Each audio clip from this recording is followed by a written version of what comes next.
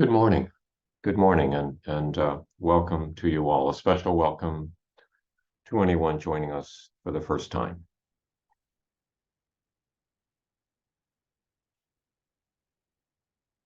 So last week, Shoto Spring offered some teachings which were very welcome, and I'm sure any of you who were present for those enjoyed her perspective. Her talk is available on our website via YouTube at this point. So if you happen to miss it, you can hear what she had to say. Well, today we're going to be returning to our exploration of the Lotus Sutra, the Dharma Flower Sutra. And I guess I use the word exploration instead of study, because there are a number of people around the world who have spent their lifetimes studying the Lotus Sutra. And that's not what we're doing here. Those writings are available to those who are interested. But the Lotus Sutra was composed not just for lifetime scholars. It was composed for a broad spectrum of people, anyone who could read it or hear it. So we're in the process of exploring it. And today we'll be talking about the chapter entitled Assurance for the 500 Disciples. Assurance for the 500 Disciples. Mostly we're using the translation by Jean Reeves as we explore this sutra. So in this chapter, Purna starts off speaking and just admiring the Buddha, admiring the Buddha in his presence. Purna was one of the Buddha's close disciples, one of the 10 closest disciples of the Buddha. And then the Buddha, in turn, admires the qualities of Purna. So it's sort of a mutual admiration.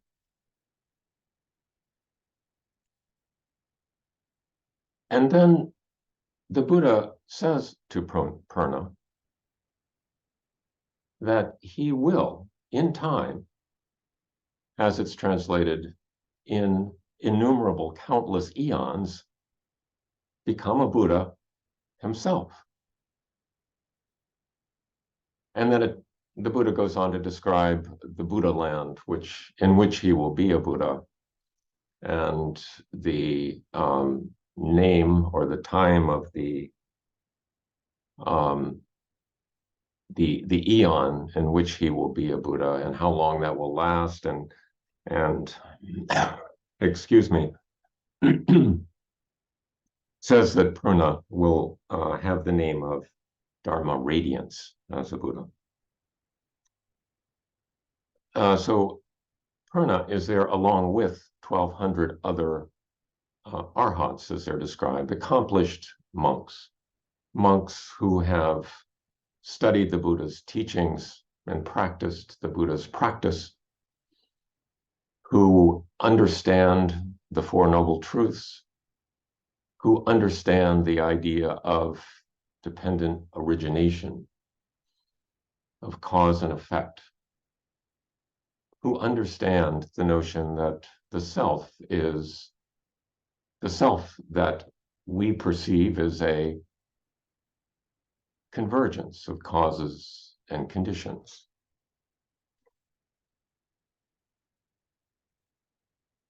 And can't really be identified elsewhere. So these 1,200 accomplished monks express the wish that they too can become Buddhas in the future.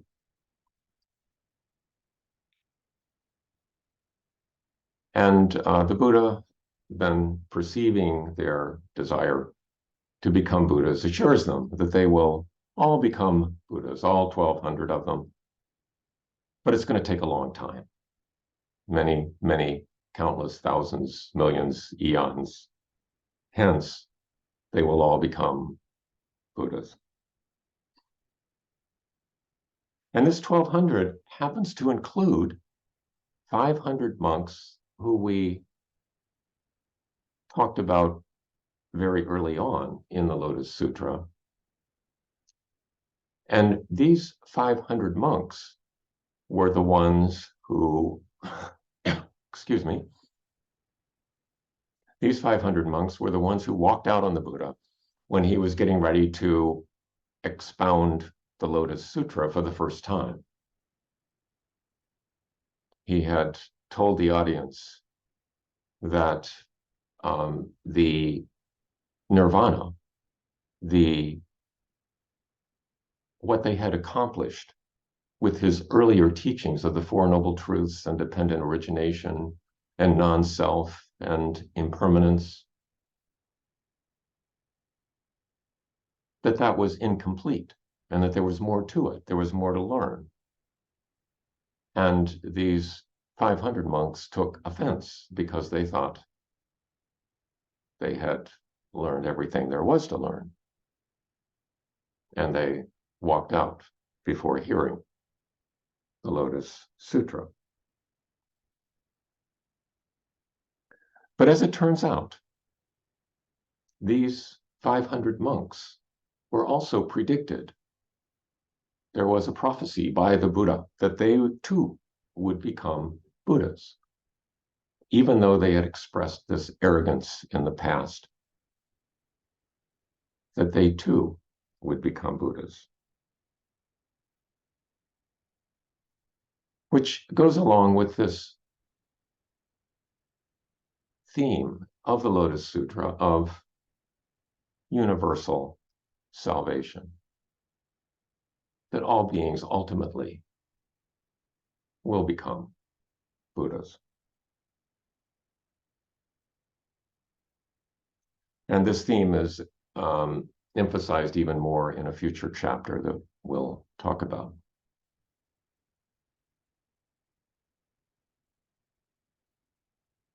So these 500 monks, of course, are overjoyed that they will become Buddhas. And they express it by telling a parable, all 500 of them. So I'll just read this section that includes the parable from Jean Reeves' translation. Then the 500 arhats before the Buddha, having received this assurance of Buddhahood, were ecstatic with joy. Immediately they got up from their seats, went before the Buddha, prostrated themselves at the Buddha's feet, repented of their errors, and rebuked themselves, saying, "World-honored one, we always thought that we had attained final extinction already. Now we know we were foolish. Why? Because while we were capable of reaching the wisdom of the Tathagata, of the Buddha, we were content with lesser wisdom. World-honored one, it is as if some man went to a good friend's house, got drunk on wine, and fell asleep. Meanwhile, his friend, having to go away on official business, took a priceless jewel, sewed it into the lining of the man's robe as a gift, and left. The man, being drunk and asleep, knew nothing of this. After getting up, He went on his way until he reached some other land. There he had to use much energy and effort finding food and clothing. Excuse me. Undergoing exceedingly great hardship and making do with whatever he could find. Later, his friend happened to meet him and said, "How sad, old friend. Why do you have to do this for the sake of food and clothing? Wanting you to be in comfort and able to satisfy the 5 desires a long time ago, in such and such a year, month, and day, I sewed a priceless jewel into the lining of your robe. It should still be there. In your ignorance, you are slaving and worrying to keep yourself alive. How dumb. Go and exchange that jewel for whatever you need. Then you can be free to have whatever you wish and be free from all poverty and want." The 500 monks went on. The Buddha is like this friend. When he was a bodhisattva, he taught us to seek comprehensive wisdom, but we soon forgot, neither knowing nor perceiving, having obtained the way of the arhat, we supposed we had reached the way to extinction. Finding it hard to make a living, we contented ourselves with whatever we could find. Yet our aspiration for comprehensive wisdom was never lost. And now the world-honored one awakens us and says, "Monks, what you have obtained is not final extinction. For a long time, I had you plant good roots for becoming a Buddha, and using skillful means showed you the character of nirvana. But you believed it to be the real way to extinction that you had obtained. World-honored one, now we understand that we are really bodhisattvas, assured of attaining supreme awakening. For this reason, we are filled with joy, having gained something we never had before."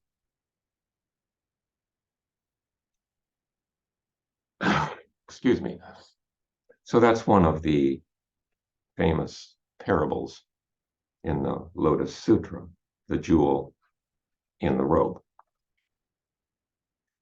It might be good to review at this point the definition of bodhisattva.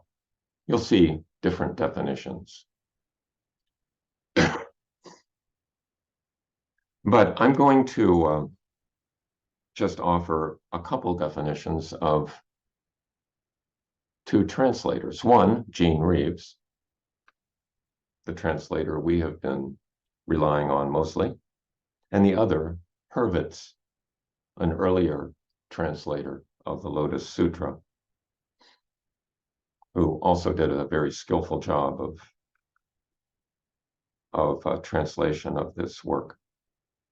So Reeves says that a bodhisattva is one who becomes a Buddha mainly by being a compassionate teacher of Buddha Dharma, and is characterized by having the wisdom to know that one can be saved only by saving others, that one can be saved only by saving others.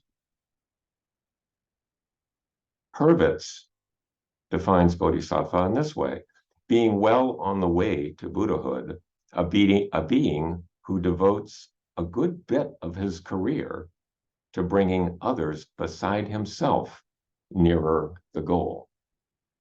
Similar but not identical definitions. And I think it's good to mention at this point that when we're talking about, when Reeves talks about compassionate teacher of Buddha Dharma, there's a lot of subtlety in that. It's not just someone who stands up and talks to a group of people, teaching the Buddha Dharma is really a 24/7 activity. It's really demonstrating the Buddha way in what we do to the full extent that we can. And that is what is meant by teaching the Buddha Dharma.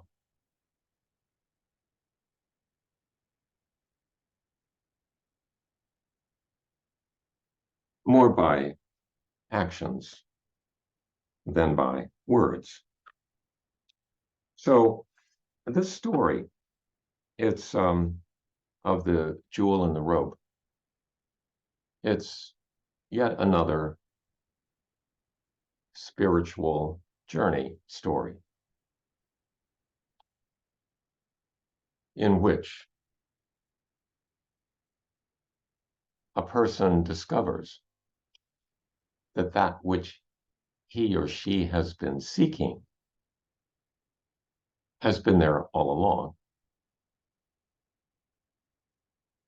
And some encounter, some event brings that knowledge to him or her. It's actually, in a way, can be paralleled with the traditional Buddha story, which is another story. I'm sure it's been in part fabricated over time. But that's not the point. The point is what we can learn from it, how we can apply it.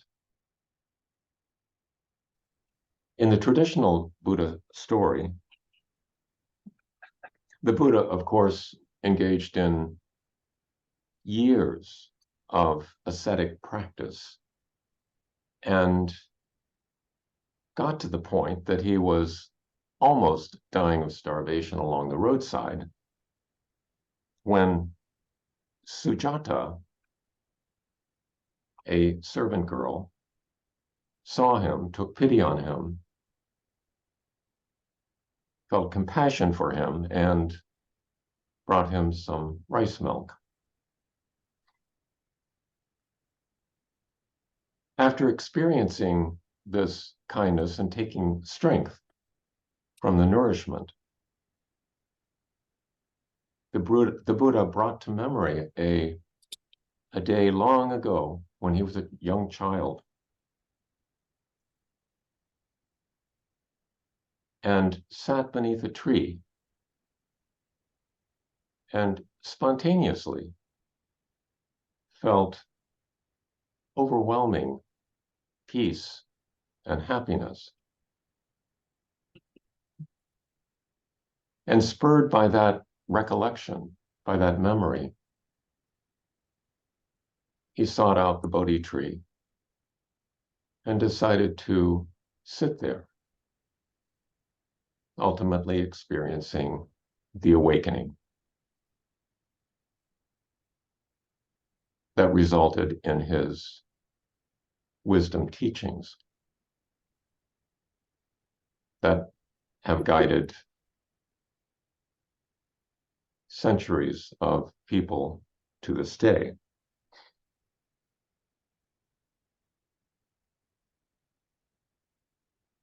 So in the story of the jewel in the robe, one might ask, well, why didn't the friend just tell him about the jewel in the first place, or leave a note for him if he was asleep? Okay, I mean, why sew a jewel into a rope and then just walk off, hoping that he might find it someday?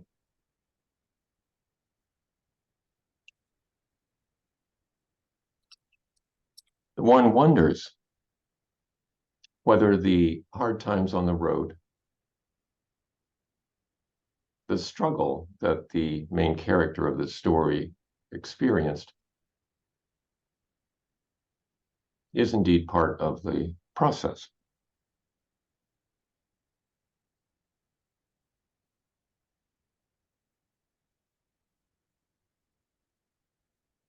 And the importance of that encounter with, in this case, the friend once again, but some sort of encounter to bring one to one's senses and to draw attention to the fact that what one is seeking has always been there and is accessible, is at hand.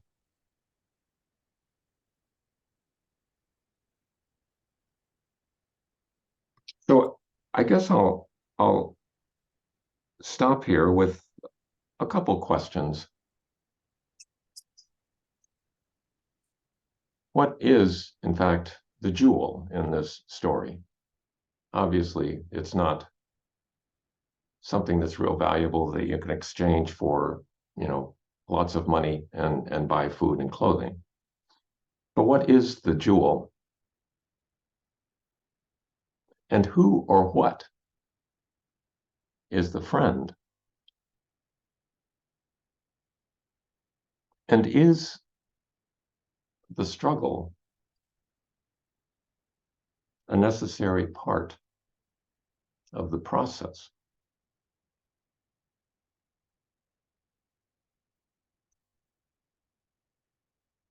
Thank you very much for listening today.